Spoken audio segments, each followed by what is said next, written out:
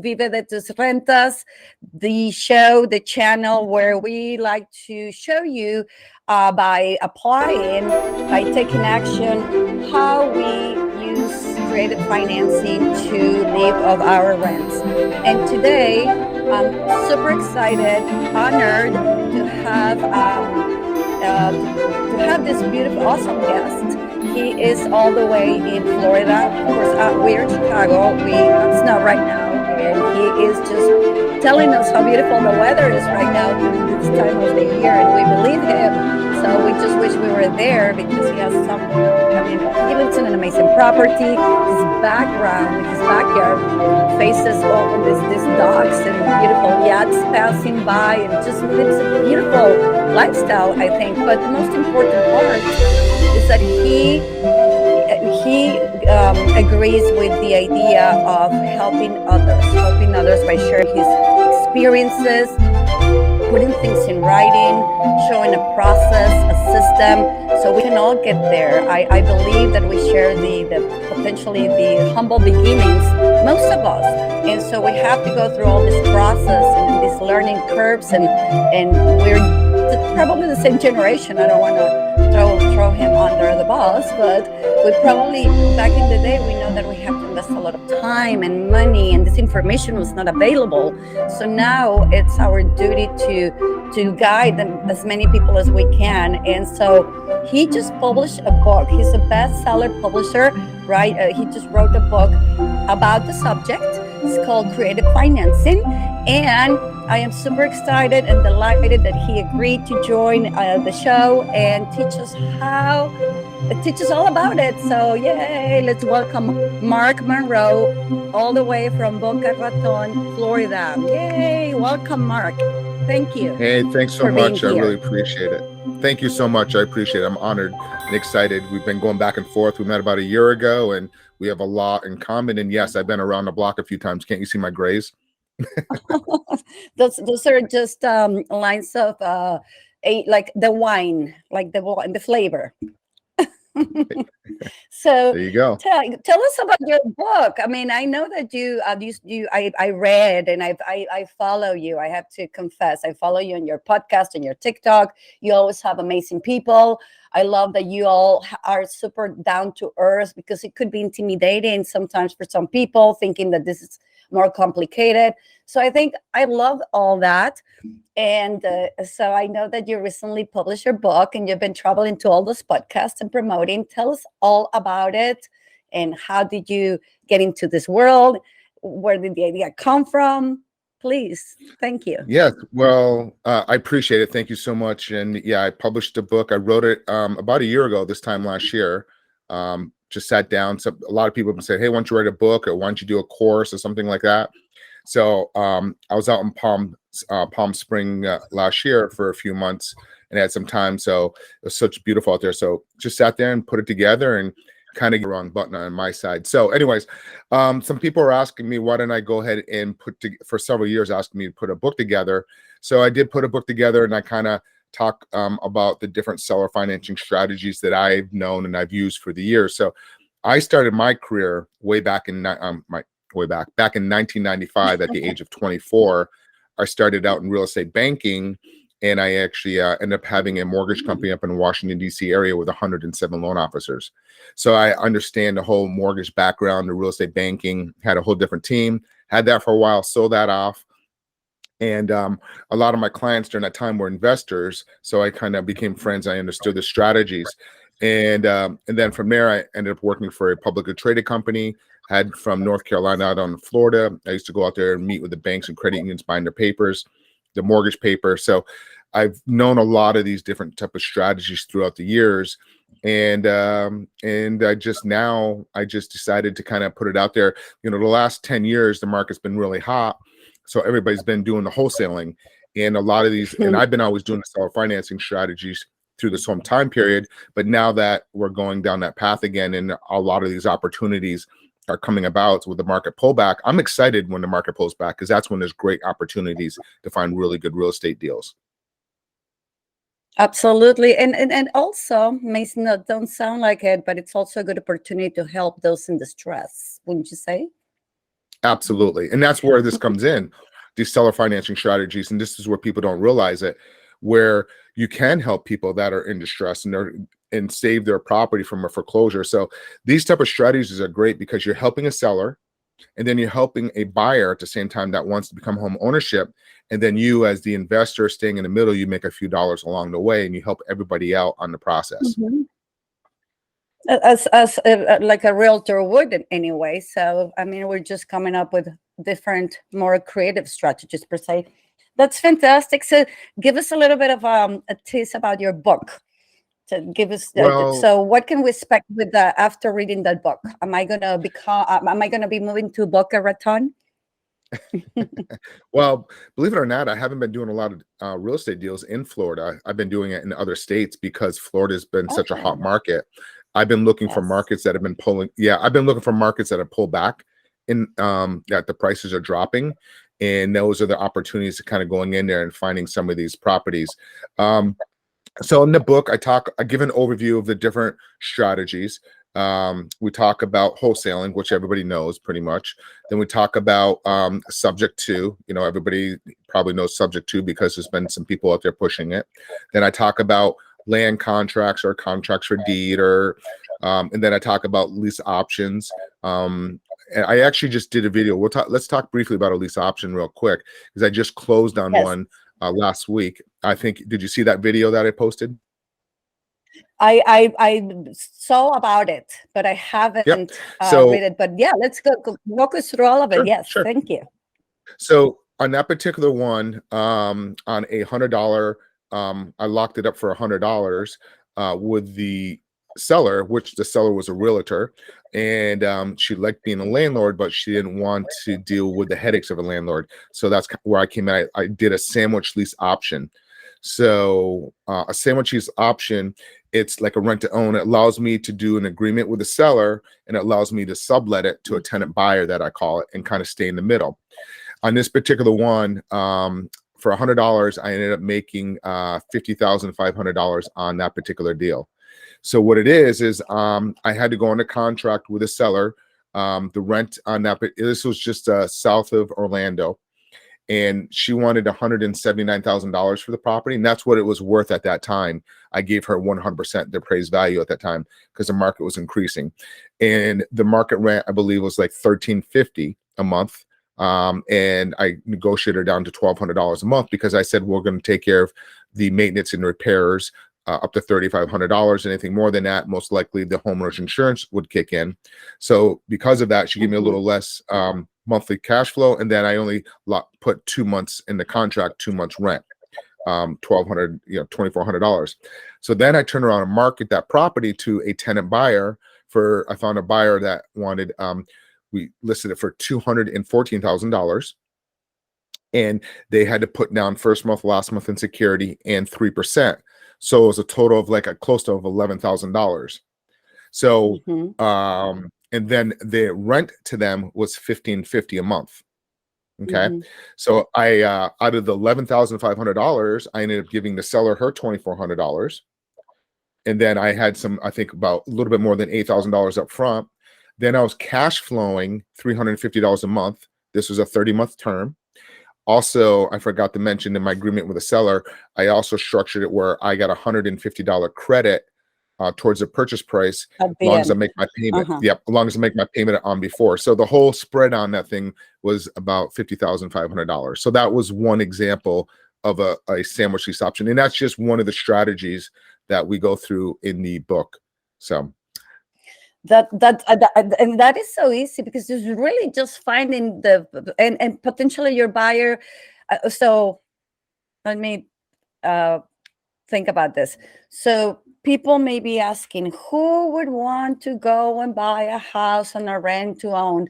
Who's your client for that particular house? Because you're not just going to put it on the market to anybody, right? Or who would be the crazy person per se? correct. So this particular buyer, they're a nice family. It was a husband and wife, and they had, I think, 2 children. They wanted to become home ownership, but they had some credit challenges.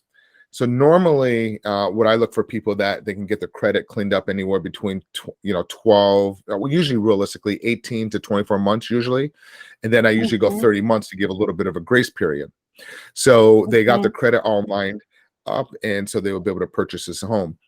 Now, one thing I do want to point out on this is they made out really well because they, first of all, they forgot to notify me that they wanted to exercise the option. And in agreement, they're supposed to contact me within 60 days to exercise the option. I reached out to them like around day Okay. 40. I said, hey, are you guys going to want to purchase this property?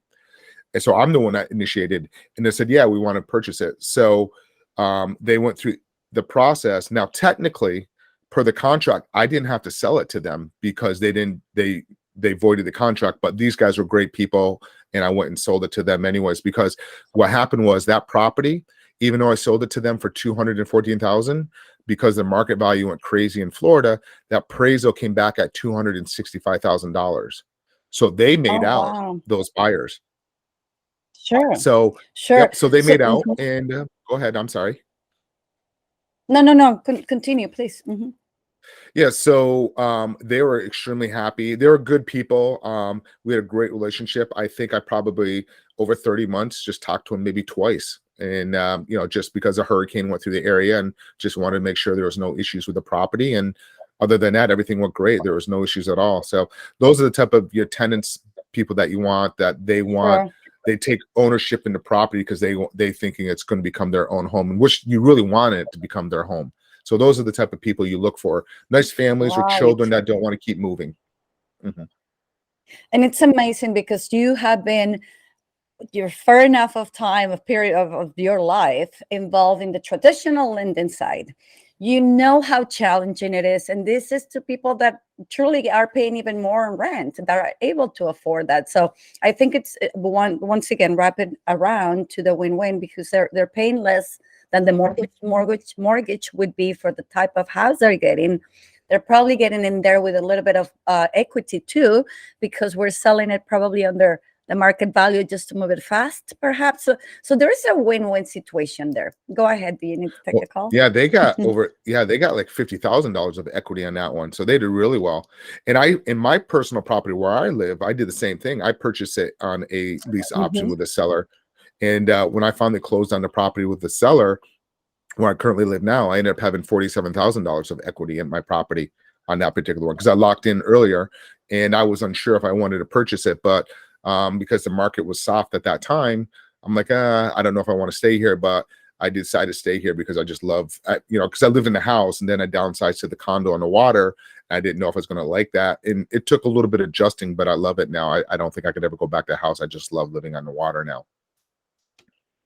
Yes, I bet. I'm a small. I've owned a house a couple of times. I mean, I don't a few properties, but but lived in a couple of houses. My houses have been small. The bigger one I have, it's just too big. I'm not a homebody. I'm more of like I'm in on the bike, on the running. My place is my studio. I have two bedrooms. One of them is for my bikes. The other one is for my dogs. So I hear you. It's Nice. beautiful. I can. I mean, just amazing. The location that you have is amazing. So I have a few friends in Florida, and by the way, in this group that we have been networking, I'm talking to a few people in Florida. So I'll be happy to introduce you. She's ready to move forward with transactions in Florida. I know you said you don't work there, but I'd rather send them to you because I don't touch Florida. I don't touch those areas where it's just density. A lot of investors there. Yes, I'm starting to do a little bit more in Florida. I just, these prices in Florida, they jumped up, 40% in 2 years was just crazy. So I just wanted to go after other markets where there's better opportunities. But my place has doubled in a few years. I'm like, wow, this is insane how fast these prices gone up because everybody just keeps moving here and the weather's beautiful. Yes, yeah. So half of Chicago moved in the last couple of years between the masks and all the troubles here, politics. They all moved to Florida. Yeah. And so that's fantastic. So this is so exciting, so informative. Do you have any other subject there that you can give us a little bit of more gifts, information? Where do we find your book? Is there just a print copy? Is there a digital copy? Where do we find you? How do we become your friends? Can you teach us? Can you coach us? Tell us all about it. Sure, sure. So the book is on Amazon. As you can see, it was a best-selling author over there on Amazon a Yes. couple months ago. Yeah, I appreciate it. So you can grab it from there. Congratulations. You can just Yep. Yes. And if you want to just look me up, you just look up my name, Mark Monroe. Real estate. I come up that way, or my podcast called Real Estate Power Play. In there has my bio, or it's Mark Monroe with a hyphen through it. And there has all my information where you can just follow me through any of the social media platforms. But yeah, so I'll give a couple nuggets. Like, the biggest thing for real estate investors is always trying to find deals. That's the hardest part. Like, I can't tell you how many times, like, I don't know where to go to find these deals. I can never find these deals. Well, for me, over the years, I've always built up using bird dogs, people that refer business to me. I have over 600 bird dogs, people that just refer me deals. Some will send me a deal or two a year, and then some will constantly refer deals to me. They could be trashmen. Trashmen, they know the neighborhoods. They know what homes are empty. They could be people like up in your area that snowplow. They know houses when they go by houses or no snow plowing. Amazon drivers, Uber drivers, just kind of get it out there.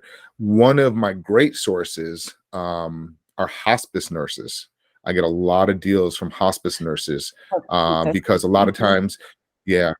So, this last one I just did came from, they reached out to me. There was a older couple. He was sick and they had to move in with a daughter, and the daughter was over 3 hours away. And the wife, she was a little older and she really couldn't take care of the husband. So they ended up moving into the daughter's house that was 3 hours away. But, traditionally, if they want to, there's a lot of work. They had to clean it out, get it ready, get it painted. There's a lot of work for them to get it ready to list it at MLS. They reach out to me and I'm like, you know what? Don't worry about anything. Just leave it all behind. I mean, they left everything. Even the cable box was left behind. So we went in there and we purchased that through a seller financing.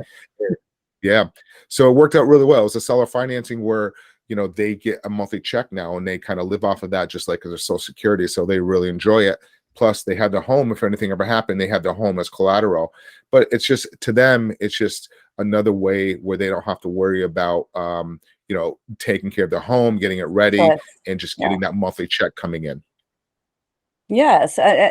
People don't realize that we think about our situation only, and we don't realize that we all have a life, we all have stresses, and we all have to make certain decisions or are unable to do so. So you said that bird dogs. So here's an opportunity, friends. If you want to make some money, what kind of property should we bring to you, Mark? I like to stay, well, first of all, my buy boxes, and this is where a lot of investors kind of get sideways. I like to, whatever the median price range is for that area, I like to stay 20% above and 20% below. Let's say, for example, the property values are $350,000. So I want to go, whatever that is, 20% above to that value or 20% below. Say, for example, if somebody brings me a deal and it's that median price range is $350,000, but they bring a $700,000 property to me, which the seller is motivated and they were open to do a seller financing. However, to try to find a buyer for that property is going to take a lot of time and mortgage payments and stuff. So you want to find people where that's where mainly the buyer pool is. And it goes the other direction too. Let's say, for example, somebody brings me a $100,000 home. Sure, if the property is a great neighborhood and it needs some work, it's a good fix and flip, 100,000 all day long. However, it may be in a neighborhood where it's going to be challenging to find buyers for that property if it's in a more challenging neighborhood. So that's the one thing. And then really is the motivation. Yeah, the next thing is really the key is the motivation of the seller. Why are they selling? What's the motivation behind it? And how can you solve that problem to the seller? So the number one thing that I look at in any type of situation when I'm purchasing real estate is why is the seller selling and how I can solve the problem. And then the next thing is who's my buyer. how fast am I be How able am to I going to solve move it? that property or hold it or whatever my exit strategy is. But the number one thing is really dial in and listen and understand why they're selling and how to solve the problem. I was just talking to a gentleman earlier today um, that we're trying to do a seller financing. The seller is wanting to do seller financing, but he wants a really large down payment, like almost 40%, 30, 40%. I'm like, it just doesn't make sense to put that much capital into one asset when you can deploy that into several assets. Sure. And we found out the reason why is because he needed $25,000. He wanted $5,000 to pay a bill, and then he wanted the rest to purchase a camper. So we're going back to them and say, hey, you know what? Why don't we do this? Let's find out for him. He's got good credit. How much is it going to cost him to go buy a camper and finance it? And then what we're going to do is, right. And then what we're going to do is we're going to pay that camper for him. So when the mortgage, when everything comes in, we collect it on the 20th of every month. I have all my systems set up where the payments go out to everybody. So the payment's going to go out to the lender, then the payment's going to go out to pay his camper. So that's a way of just solving the problem so we can get a much lower down payment where it makes more sense. That's just one example. Or close the deal, right? Yeah, or close the deal. Exactly. Yes. Yep, close the deal. I'm glad you're saying that. A colleague of my the brokerage where my license is placed posted on Facebook yesterday that his client seller will be willing to owner finance a portfolio for single families. Of course, I was not interested, but I always like to see what the deal is all about, see how I can solve it, right? It was worth reading to give my the input, because it was a four single families. He was willing immediately to seller financed. And he said, the broker said my client only needs $100,000 because he's going to go buy a bigger property or buy a drug addiction or a wellness clinic, which all of that information is key because I used to do commercial and I know that the government gives you a ton of tax benefits. You can get stuff for free should you go to the right location with the tax, health, mental problems, whatever. So I pitched in, why don't you go see if you can get finance and do the same thing, right? It was just my lesson of, if someone doesn't ask you, don't say anything. Because he responded, did you not read my post? I said, this is what I'm looking for this reason. And I said, well, I am so sorry. I was just trying to help with the 5 years of experience I have. I have put places into commercial properties with zero money. And he said, well, that's not what I'm looking for. So it's intriguing because you're so right. You're going back to the listening, right? Or the solving problems. But, the other thing to that is they're always going to say no at first.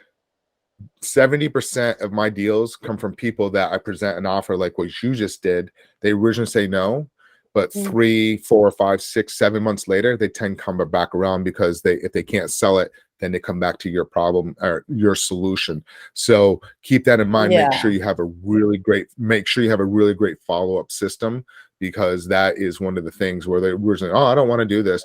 Now, sometimes you'll get the people that, and I love, I always categorize people as 3 things: head person, that's a numbers person; heart person, when they start talking about the family, the Christmas trees, the neighbors, the holiday parties; or like a gut person. I'm just going to buy that car because I like the color. So I always categorize those. And I love dealing with people that are head person, that numbers, that understand it. And they've been owners and they understand the numbers behind it and the tax benefits. They're a little bit easier to deal with a lot of times because they, like you mentioned, for the tax benefits. So, but again, it depends on what they need that capital for, like what you're saying. And there's a great solution what you came up with. And who knows? I mean, they may turn around and reach back out to you if they can't get that $100,000 or sell the property another way. Yeah, the sad part about it is that the person I was communicating with is a realtor that works in my company. So that's where I chime in. And the sad part about it is that unfortunately the seller is never going to hear about that great solution, because this person, and with all due respect, is not a deal maker, it's a deal breaker. So that's the sad part about this. Go ahead. I'm sorry. Go ahead, please. And you're true that most of these people for the last 10, 12 years, the market's been hot. So they've been very, and I call it vanilla in real estate transactions, and they don't understand the creative side of things of how to solution. And if they don't, depending on the market they're in, if they don't adjust, they're going to end up being, going to have to find another job doing 9 to 5 if they can't come up with Yeah. solutions to try to make real estate transactions happen. And I've seen this before. I've seen this through a couple of different cycles and this exact same thing.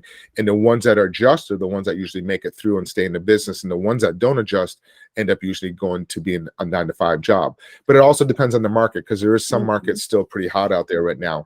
But if you can understand how to do those things and how to present it to sellers, you'll be able to do a lot more transactions. Absolutely. And I think in this case, and again, I'm not trying to be negative at all, but we have to be always open-minded to see who we're talking to, who the recipient of the information is. In this case, he's a very young person, and he probably took this personally, and that's it. I mean, it's just matter. I want to bring it up because I want the people that listen. You and I have a lot of experience, so we're very thick-skinned. We can do whatever. We're able to read people.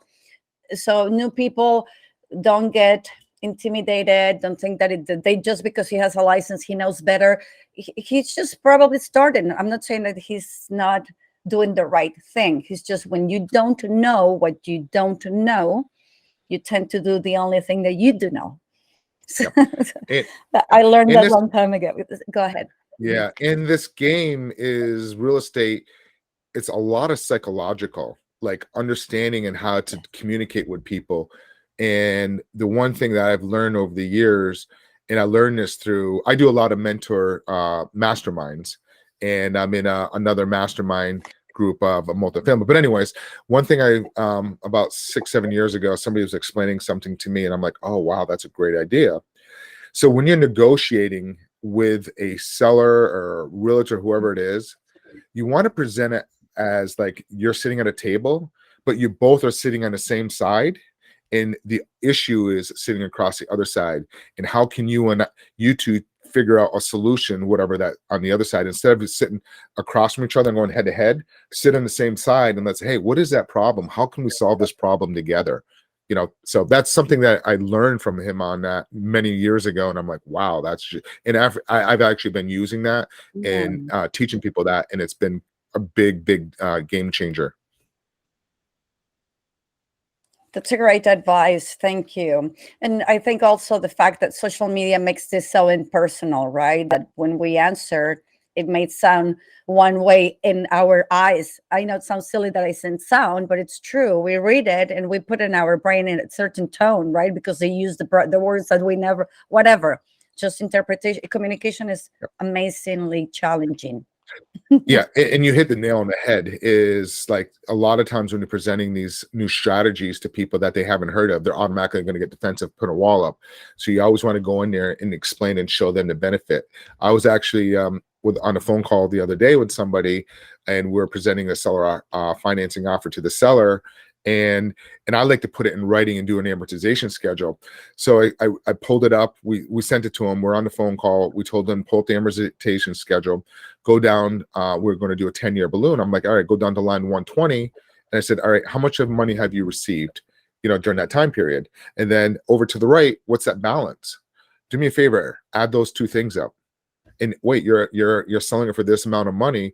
When we did the numbers, he was going to make an extra $129,000 becoming the bank, because as you know, when you do seller financing, majority of that is going towards interest for the first 10 years. So we presented that to him in that light, and he goes, wow.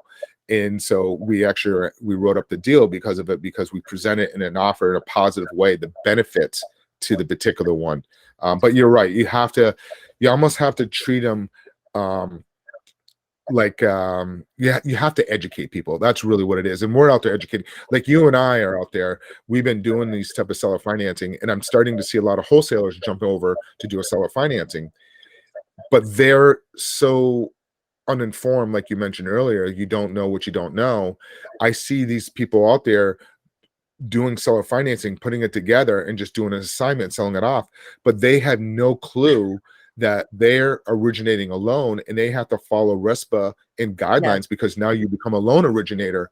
So I see them out there and they have no clue. So I'm out there trying to educate these people. Hey, do you know that you're now you're a loan originator? And if you do so many of those, you have to be licensed. So I'm trying to educate people like, hey, you got to use an RMLO, a residential mortgage license originator, to do those. And these people have no clue about it. They're just looking, okay, I can get a big assignment fee. I can get $20,000-$30,000 down. I'm going to make that money. But you need to also make sure those people qualify and afford to live in that home, because if they default, then it falls back on you because you put that deal together. So I'm out there trying to educate a lot of people on this because it hasn't really been around that long. Some people are out there just promoting programs. Oh, you can do this, this, and this, but they're not teaching the whole regulations aspect of it. Like in your state, you guys got some states up there for regulation, for wholesalers, and a lot of people probably don't know that. So. Right. Well, right. That's the first thing I tell them. So, but you bring incredible points. Not only are they acting as loan officers, they're selling this contract and they have no idea whether this person really has the title of the property, or if he was divorced, all the title issues that could come, title clouds. So if you don't know what you don't know, if you're not talking to the attorney, if you're not treating it like you are the title company also and underwriting everything, so that folks don't realize that what we do is take over 3 big umbrellas and make miracles. So, I mean, not miracles, just a lot of pieces together. But even we have to negotiate with banks. So go ahead. Yes. I'm sorry. Get excited. You're a problem solver. We're problem solvers in this, and we are a little bit advertising and problem solvers, but it's exciting. I always tell people it's one of the easiest. It's one of the easiest yet hardest things to do, if that makes sense. I totally agree. I love it so much. I get excited. The bigger the problem, the more excited I get, because it means financially it's a better outcome, I think. And the amount of information, the amount of knowledge we get, I think it's the only reason why we're able to do this like fish in the water, is because we have gone through up and down this market and like crazy, I think. And my other partner here, he's a youngster too. He's been doing this for almost 40 years. That's awesome. So great. Yes, he's just focusing on pre-foreclosure. So he has to go there, and he goes in person. He's an old-fashioned fellow, so he goes in person, does this consulting, allows these folks to say, I choose to do this on my own, and he walks away or help out. And then he goes and carries the note for 2-3 years. So he likes a substantial amount of money down, but he's found his niche. There are folks that would have that money. So anyway, so this is so exciting, isn't it? Yes. I also wanted to remind. Go ahead. Yes, please. No, you go ahead. It's your show. I was going to say that you said something there, that he found his niche. That's the key. And if you're new in real estate, you want to find your niche, because I've seen so many times people come into real estate and then they will start learning something, because there's so many different ways to make money in real estate. They get what's called the white shiny object syndrome. Then they'll get pulled in another direction, in another direction, another direction. So really pick a strategy or a way that you want to make it, and really dial in and understand it and getting it down. But I'm sorry to cut you off. What you were saying before? No, you didn't. I'm just cutting you off as well. So, and with that, give us an idea. If I'm someone that I want to start, I don't know where to start, I don't have a lot of money, what do I do? Where do I start? Well, there's a couple different ways. Well, you mentioned you don't have any money, because there is some courses out there, but I prefer doing it like how I learned, working with somebody that has experience and bringing value to them. And usually I would call it almost like a bird dog, but doing a joint venture, like going out there, finding a deal, and making sure the seller is motivated, and then bringing it to an experienced investor. Then in turn, say to the investor, hey, let's kind of split this, but teach me. I'll go out there and find a deal. So I'm bringing value to the investor. And then in turn, since the investor is going to make some money out of it, they're willing to teach you. And that's how I learned this business many years ago through, my clients that were investors. I'm like, oh, I like this. How can I learn this? And they said, hey, why don't you do this and this? And that's how I learned the business. That's probably where I'd recommend. And then just kind of, understanding that investor strategy that you're doing, and do research on his strategy so you have a little bit of knowledge on it. If it's a wholesaling, if it's a lease option, or if it's a subject to, or even if it's commercial and you want to, and they're doing storage facilities or mobile home parks or whatever it is, whatever that investor that you're mentoring and that's mentoring you and you're learning from him, just make sure you do a little bit research outside of that so you have some knowledge. And you also want to take the initiative.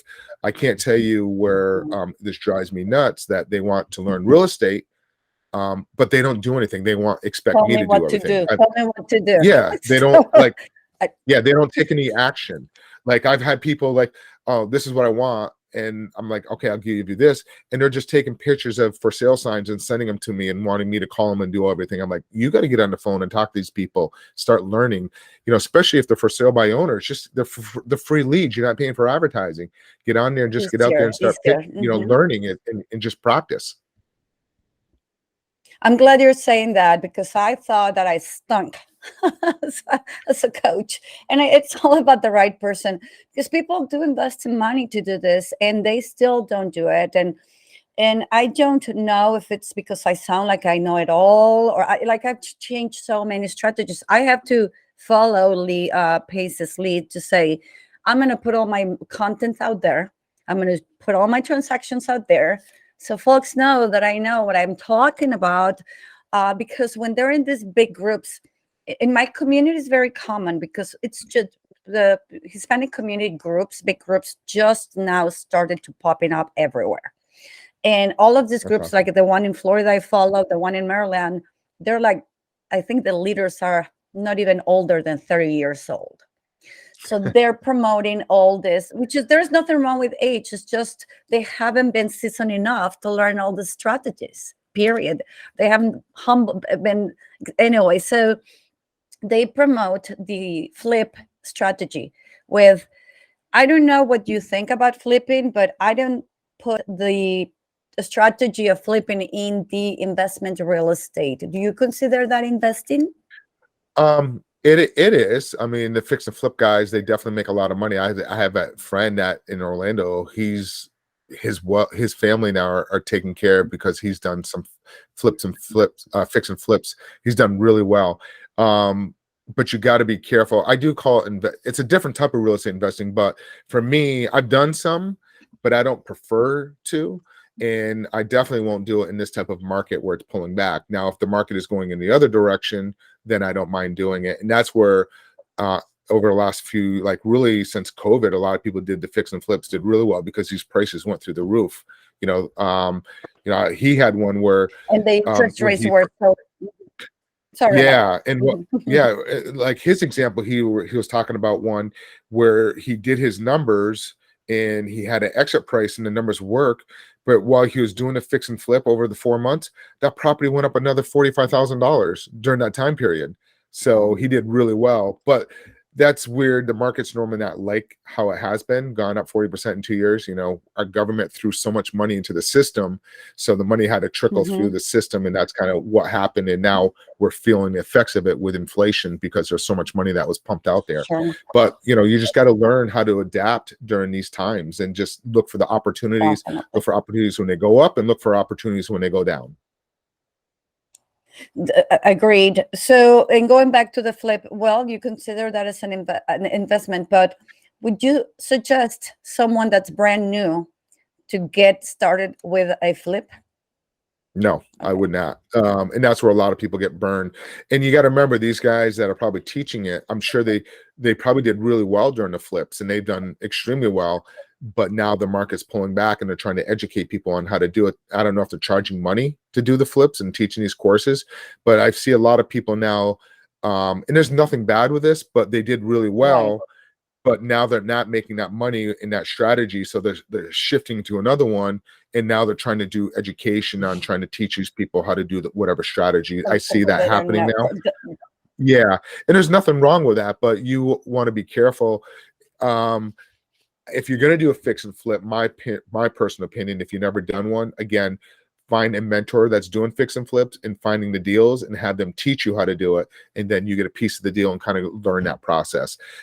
Fix and flips are they're a big animal. I don't even like, if you're a contractor and you understand it and you know the language and you know the pricing, you're a lot better off at it. But like for myself, I know the real estate, I know the mortgage and the finance world really well. So that's where I fall in.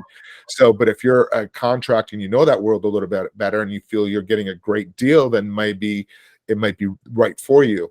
If you know the numbers and you know that a little bit better. So, but if you have no experience in whatsoever and any of that stuff, I would be very cautious, because you can kind of, this earlier this week, a deal is coming across my desk, was a fix and flip, and this guy's taking a bloodbath. It was in North Carolina.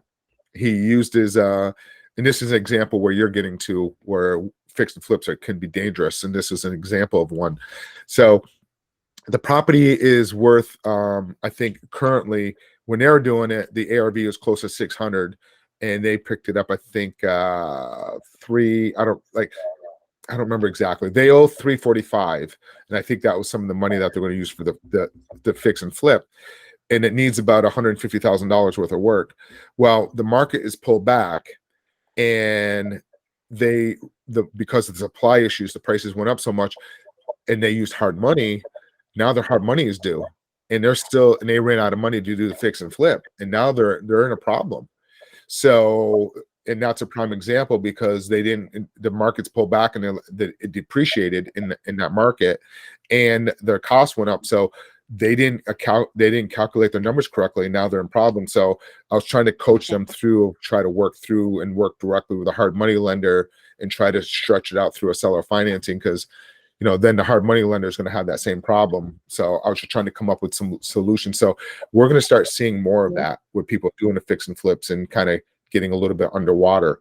So that's to what you're talking about earlier. So, just gotta be careful of fix and flips, in my opinion.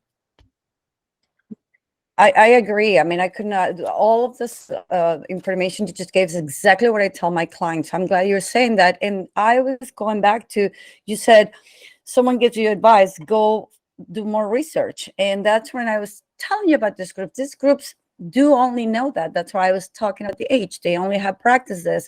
So they're moving into other situations, and they are teaching that flips is the best strategy. And of course, I have the same issues that you do. I have 3 clients in that same situation of North Carolina. And so we have to spend a lot of time thinking, well, I was going to flip it. In this case, it's a 3-unit. Well, no. You hold that one, but I'm upside down. Well, you're going to have to make payments to that. So we're in between creating miracles here, as you know, but it's exciting. However, because we get to practice. Those are great opportunities for us as experienced investors to go in there and take those where the other investors that didn't learn the correct way. I hate to say that, and it's sad, because we want to help them out, but they're already in that situation. That's where we can come in and do better opportunities and take over and buy them out at a much cheaper. I was another example. I was watching somebody in another group, and subject to is another one. In my opinion, subject to is like a fix and flip. You have to be experienced of knowing how to do a subject to transaction, and you have to have some reserves, because you can get yourself in a lot of problems. And I've seen it happen. But I was in this group, and this person, it wasn't my group, but this person was like, did a subject to, and he posted, goes, "Hey, how can I give this property back to the seller?" And I'm like, "Well, what's going on? What happened?" He goes, "Well, I lost my job. And I was using the buyer's money to pay my personal bills, and I haven't been paying the seller's mortgage." And he posted that in the group, and I said, "Oh my God!" I sent him a private message. I'm like, "Dude, you better pull that message down immediately." He posted that. Yeah, I couldn't either, because he didn't know any better again. And I'm like, "Dude, you got to pull that down, because that's considered equity skimming, and that's against the law. You can go to jail for that." And people have. And I told him, like, so I can't believe. Yeah. So I said, what you need to do is you got to find an investor immediately to buy you out of that position and bring that mortgage current. And that's kind of what he did. And he didn't know how to get out of that problem.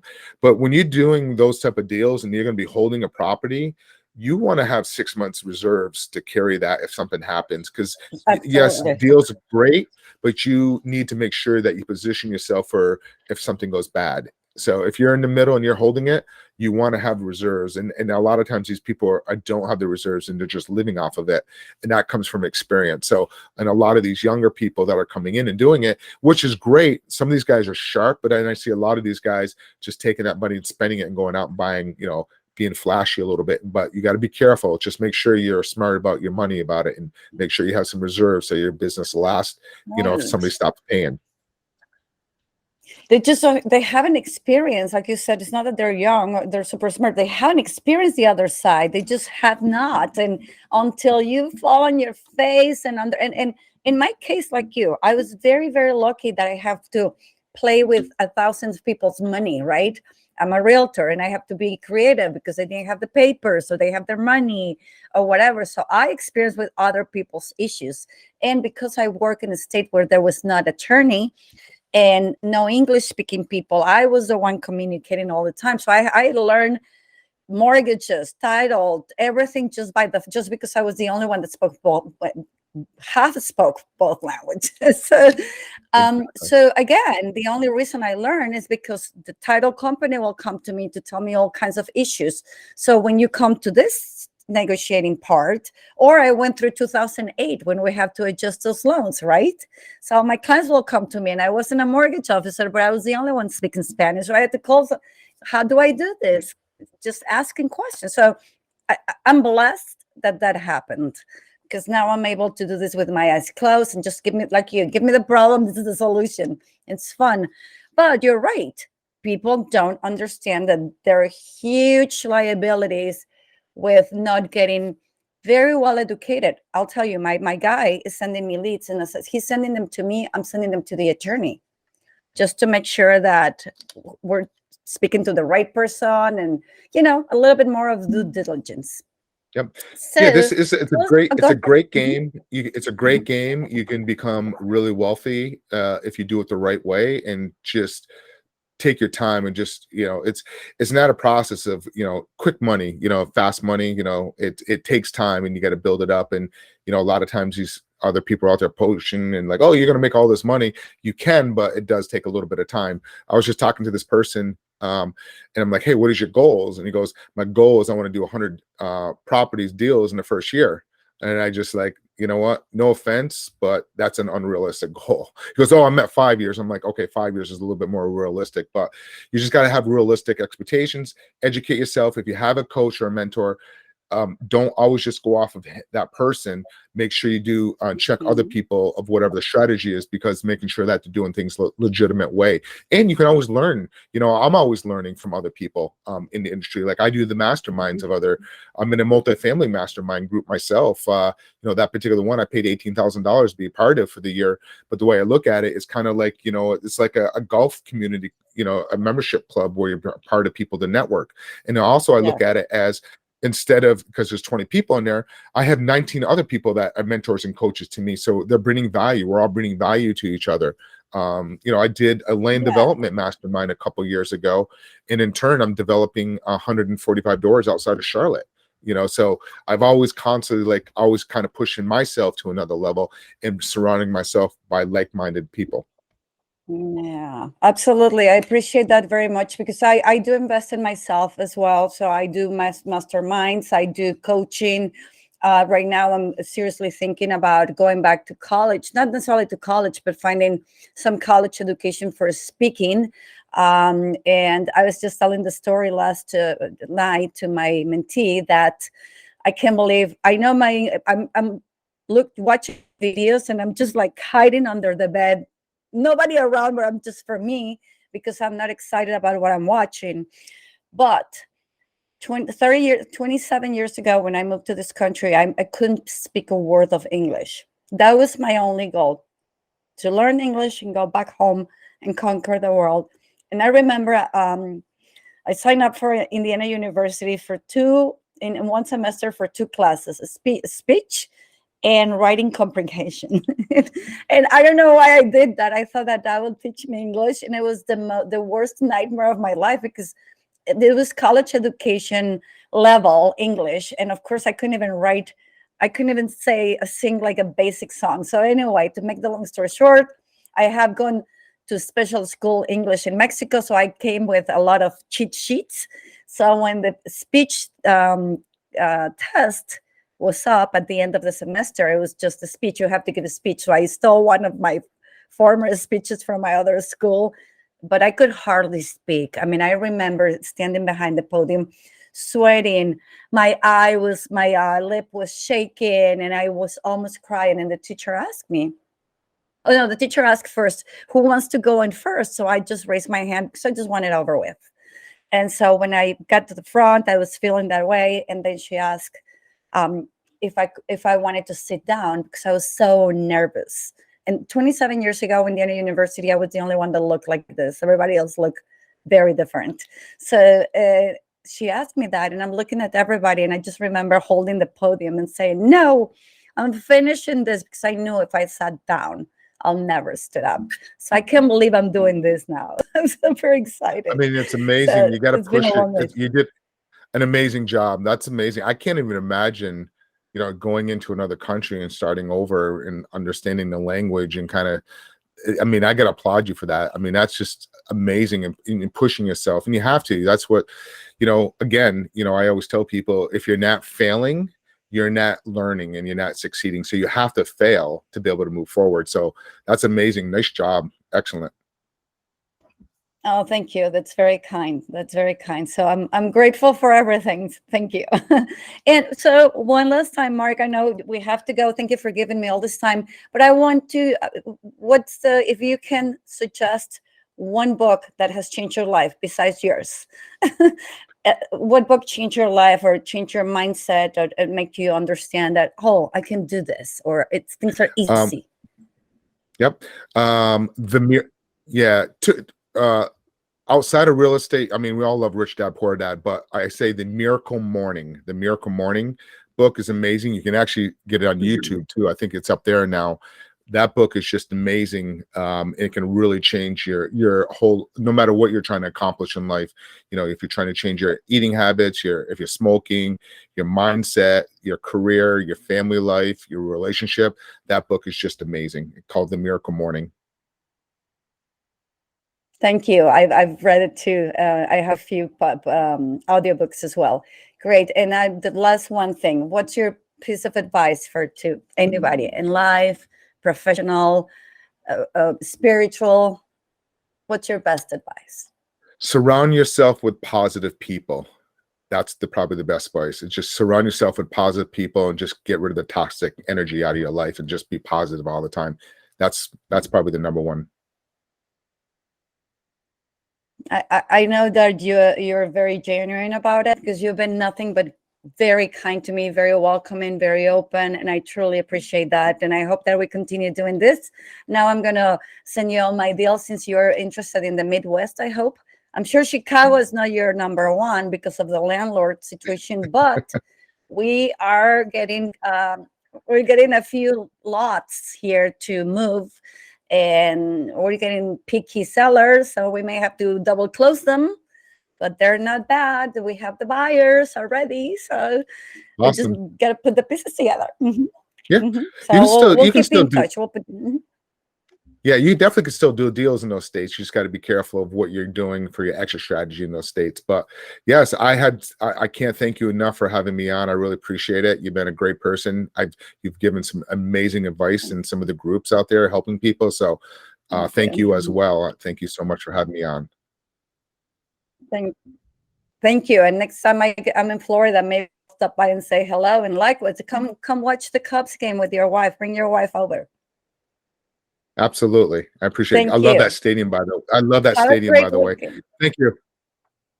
I'm almost across the street, so you know. Oh. Remember, friends, if you want a copy of his book, go to Amazon and purchase Creative Real Estate Investing by Mark Monroe. Creative Real Estate Investing by Mark Monroe in Amazon. Vive de tus rentas. Till next time. Bye.